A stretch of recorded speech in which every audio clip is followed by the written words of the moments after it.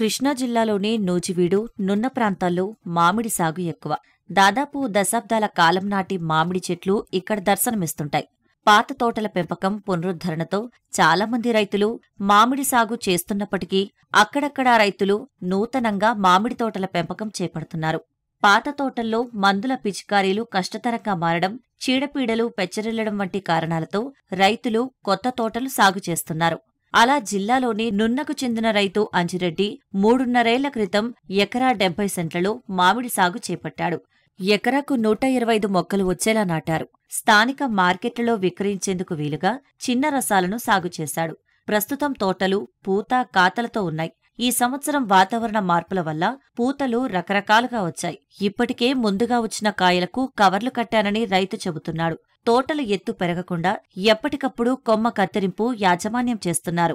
అంతరంగా మినుము సాగు చేస్తుండటంతో అదనపు ఆదాయం వస్తుందని ఈ చెట్ల మధ్య మరికొన్ని మొక్కలు నాటి వచ్చే ఏడాది అధిక సాంద్రత కింద మార్చనున్నట్లు తెలియజేశాడు. ఇప్పుడు ఈ తోట వేసి మేము 3 సంవత్సరాల 6 నెలలు అవుతుంది. నీడు కొద్ది కాపు వచ్చింది. ఈ సంవత్సరం కొద్ది పెరిగింది. ఇప్పుడు పూత వస్తా ఉంది. కొన్ని పిందెలు ఉన్నాయి. మార్చిలో కూడా పూత వస్తుంది. ఇంకా ఇది మొత్తం ఎకరం 70 సెంట్లు అండి. దీంట్లో 120 సెంట్లు మొత్తం చిన్నరసం చెట్లే పెట్టాను నేను. ఇక్కడ లోకల్ మార్కెట్లో పచ్చలకు కానీ పండుగ అమ్ముకోవడానికి కానీ అమ్మేసుకోవచ్చు. ఇక్కడ దగ్గరలోని విజయవాడ దగ్గరలో ఉందని అట్లా చేసి ఏరియా ఎందుకని బంగిలిపిల్లి బాగా రావట్లేదండి. అది చాలామంది కూడా రసం వైపు పెద్ద తోటలు తీసేసి అందరు రసాలు పెట్టుకుంటున్నారు ఎక్కువగా. ఇప్పుడు చూస్తుంటే 8 గజాలకు ఒక మొక్క ఉంది. మధ్యలో 4 గజాలకు మొక్క పెట్టి మళ్ళీ జూన్లో మళ్ళీ మొక్కలు పెడదాం అనుకుంటున్నాను నేను. మళ్ళీ మధ్యలో బంగినిపల్లి పెడదాం అనుకుంటున్నాను. ఇప్పుడు పెద్ద చెట్లు కాకుండా ఐడెన్సీలు వేసుకుని ఒక లెవెల్ వరకు పెంచుకుని కట్ చేసుకుంటూ వస్తే కాయ కావలు కట్టుకోవడానికి కోసుకోవడానికి నాణ్యత చూసుకోవడానికి బాగుంటుందని మా ఉద్దేశం. గతంలో అంతా ఒకసారి వచ్చేదండి. ఇప్పుడు 3-4 రకాలుగా పోత వస్తుంది. పెద్ద కాయ ఉంది, పిండి ఉంది, పోతుంది, మళ్ళీ పోత వస్తుంది. మరి ఇదంతా ఇప్పుడు వద్దో ఏంటో తెలియట్లా. జనరల్గా అయితే ఇప్పుడు పోసిన పోతే పిండి అయితే కొంచెం తొందరగా ఇంతకుముందు దాటి మీద తొందరగా పెద్ద అవుతుంది. మనకి మే నెల ఆఖరికి అట్లా తయారైపోతుంది. ఇప్పుడు మే నెల ఆఖరికి జూన్ ఫస్ట్ వీక్లో అట్లా వద్దండి ఎక్కువగా. చాలా విచిత్రంగా ఉంది. ఫస్ట్ టైం అంతా తేనె బంక, మంచు, కోడిపేను, తామర పురుగు అన్నారండి. వాటికి కొంచెం 2 సార్లు నేను ఇప్పుడు స్ప్రే చేశాను.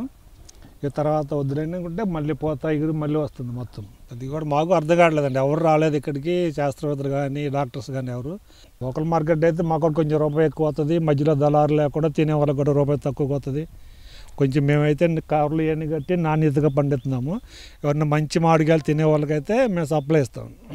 ఇప్పుడు ఊరికే తీసుకెళ్ళి గింజలు తీసుకెళ్ళి మార్కెట్లో పడిపోసి పనికి రాకుండా రేట్లు పడిపోయి అట్లా చేయకుండా రైతులు కూడా పనికొచ్చే కాయ మార్కెట్ తీసుకెళ్తే రేట్ నిలబడుద్ది.